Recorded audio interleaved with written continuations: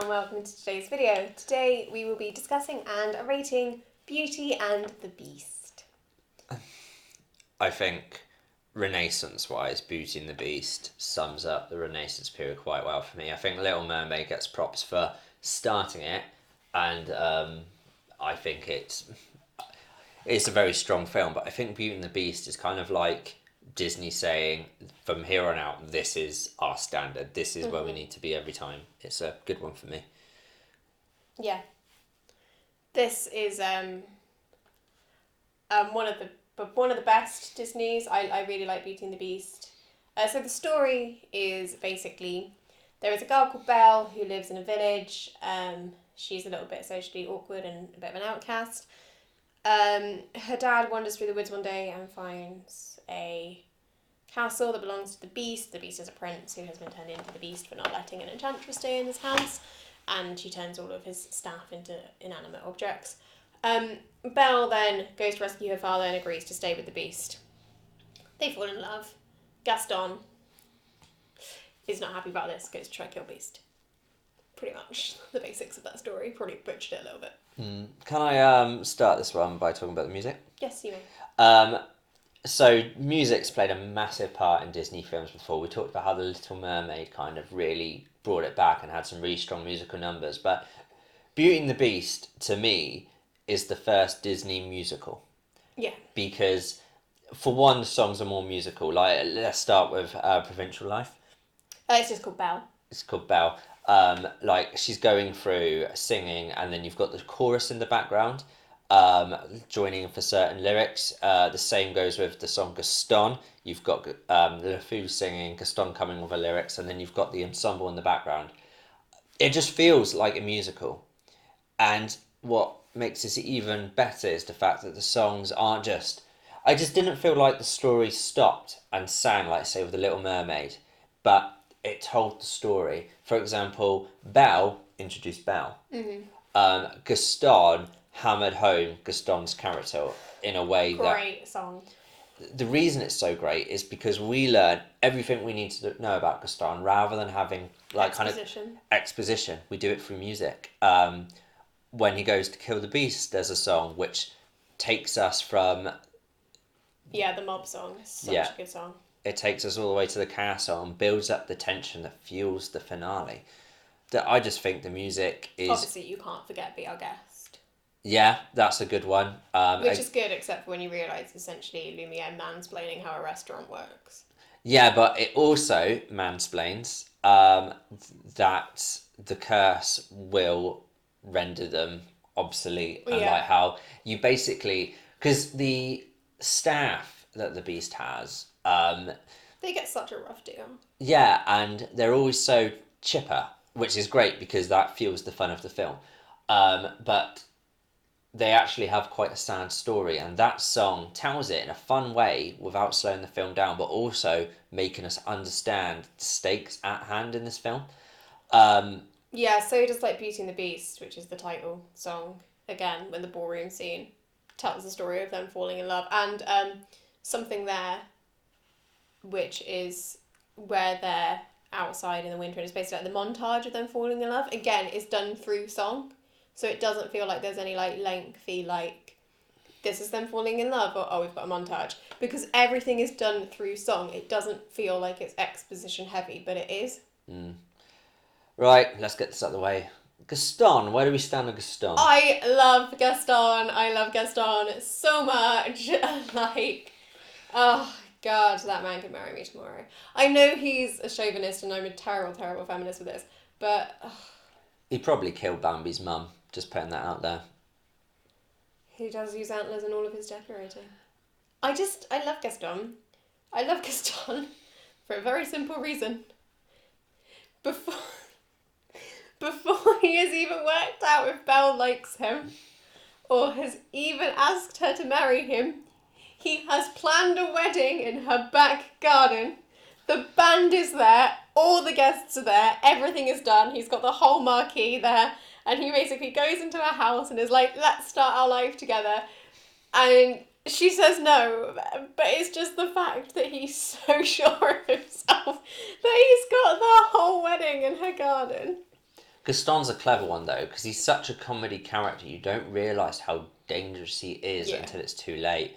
And I think it means we can have fun with this villain. And then when he needs to be the baddie, he can be the baddie. That's what Captain Hook got wrong. Captain Hook did it the wrong way round. He was so silly that when it got to the point where we needed him to be a villain, we didn't believe it. However, the writers have written Gaston in a way so he becomes scary just in time. Yeah.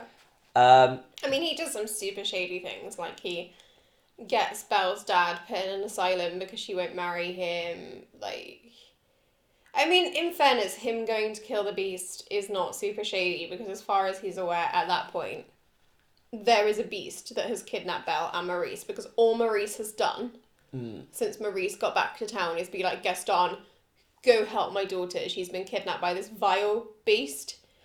And like none of them have any idea of what's going on in the castle. None of them know he's actually a prince. None of them know that they've grown to love each other. Like, all they know is there is a beast in their village and it's not safe. cool. The Beast as a villain, is that a sensible reading? They say anti-hero. He is definitely nastier than you remember for the good first half of the film. Like, I think it's the fact he was horrible. Like, when they're talking about the prince that is mean to the old woman and then gets turned into a beast, you think they're telling the backstory for the villain. And then there's this rug pull. Yeah, and he's the love interest. Which is interesting. For one, it gives Beauty and the Beast its story. If they didn't do that, then Beauty and the Beast would be just another Disney. I think, again, the feminists are grinding their knives to the side. Yeah, so many people hate Beauty and the Beast. And I see why with this one. I mean, with Cinderella and Ariel, I defend. But with Belle, I can see it. It's basically like Stockholm Syndrome's okay.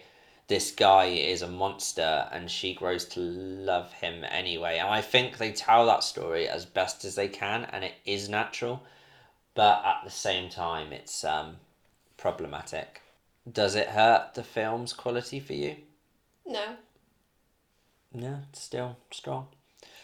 I mean, she's not like there's the whole Stockholm Syndrome argument. But the whole point of the film is to look beyond appearances. Even if it's an animal. Or a candle. Or a clock. But she sees that he's a good person. Or a really handsome man that turns out to be a massive misogynist. The point. That is the whole point. Is like the beast is quite literally a beast, but she sees that he's a good person in his soul, which enables him to be returned to Prince Adam. Whereas Gaston, who is like the macho man, who's like the protector of the village and like the village hero, is a massive dick. They're not even that deep down. Yeah, I mean, the like support characters are fun as well. So you've got like Lumiere and Cogsworth. And Lumiere is like the most sexually charged candlestick I think I've To seen. be fair, it's a very small category. Like how many other slightly sexually charged candlesticks do we know in in history, not just cinematic history. Like, I mean, to be fair, he's in a category of his own there. Okay, fine.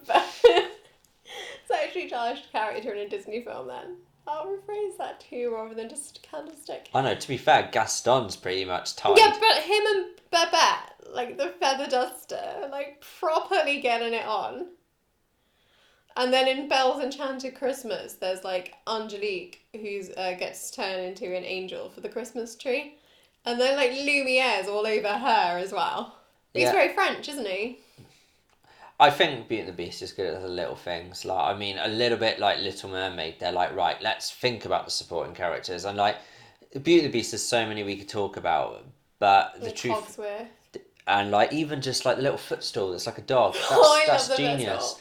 And people forget about it, and then you watch it, and it's like, oh, I remember that character, and it's fun. And I think that's just holistic storytelling, and that's why Beauty and the Beast gets 2 thumbs up from me. So I've got to mention this about like there's 2 things that I have to mention. So I saw a meme the other day online about Beauty and the Beast where like when they go and attack the castle and the castle attacks back. And it's like a zoomed out shot and there's a chest of drawers that stood hiding behind a pillar with a baseball bat.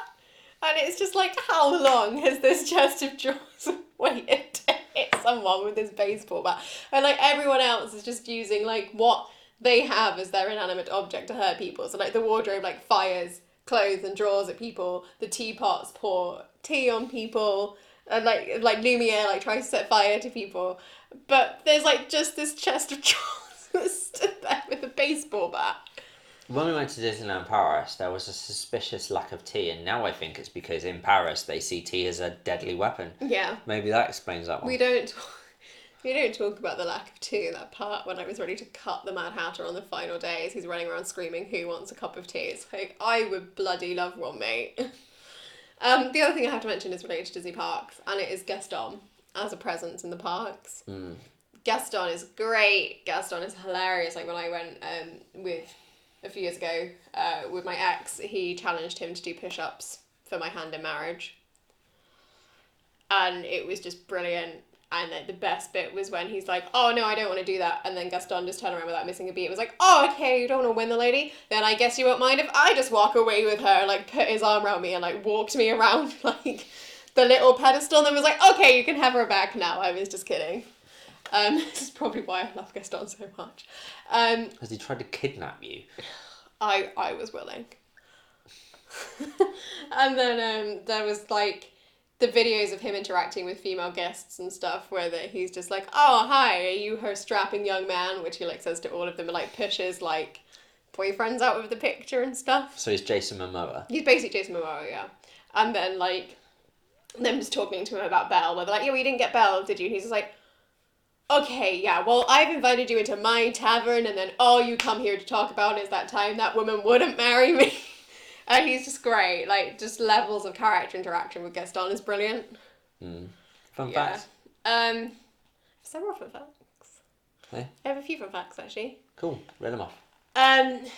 So, Beauty and the Beast was the first and only animated film to win Best Picture at the Oscars, yes? Yeah, after this they they decided to have a Best Animated Film category because I think this was the year that there were more animated companies. Before it was basically whatever Disney gave us. And I think that's why the Renaissance period is so strong because it's the first time Disney had competition. Mm-hmm.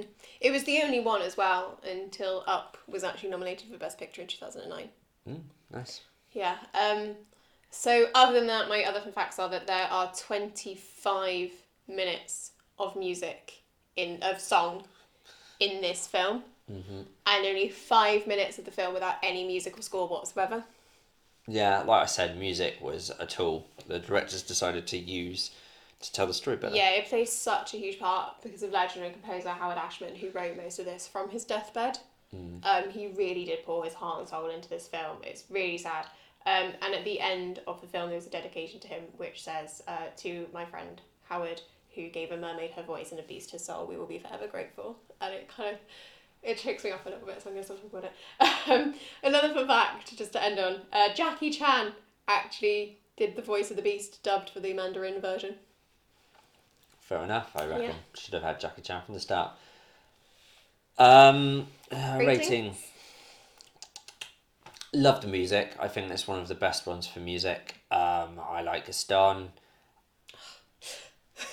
I like a lot about it. 7. I'm going to give Beauty and the Beast a 9. Oh, wow, okay. Yeah, I think it's our highest film now. It is our highest film. Okay, well, that's all from us today. Yeah, have a magical rest of your day.